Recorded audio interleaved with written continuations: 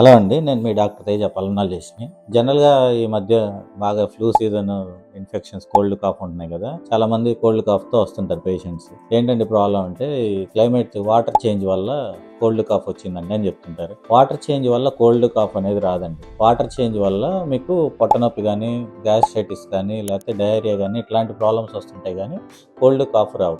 కాకపోతే ఏంటంటే ఒక ప్లేస్ నుంచి ఇంకో ప్లేస్ చేంజ్ అయినప్పుడు ఆ ప్లేస్‌లో ఉండే ఇన్ఫెక్షన్స్ వేరే ఉంటాయి. ఈ ప్లేస్‌లో ఉండే ఇన్ఫెక్షన్స్ వేరే ఉంటాయి. దాంతో పాటు మీరు ట్రావెల్ చేసేటప్పుడు బస్సులో గానీ, కార్‌లో గానీ, ఫ్లైట్స్‌లో గానీ ఇట్లాంటి వాటిల్లో ఏంటంటే క్లోజ్డ్ స్పేసెస్ ఉంటాయి కదా! క్రౌడెడ్ పీపుల్ ఉంటారు. అంటే చాలామంది జనాలుంటారు.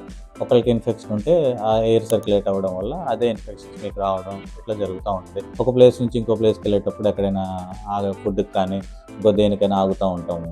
జనరల్‌గా ఒకళ్ళ దగ్గర నుంచి ఇంకోటి స్ప్రెడ్ అవ్వడం ఇట్లాంటివి ఉంటా ఉంటాయన్నమాట. దాంతోపాటు మీరు ట్రావెల్ చేసేటప్పుడు ఫుడ్ సరిగ్గా ఉండకపోవడం గానీ, డీహైడ్రేషన్ గానీ ఇట్లాంటి లక్షణాల వల్ల ఏంటంటే మన ఇమ్యూనిటీ కొంచెం తక్కువగా ఉంటది.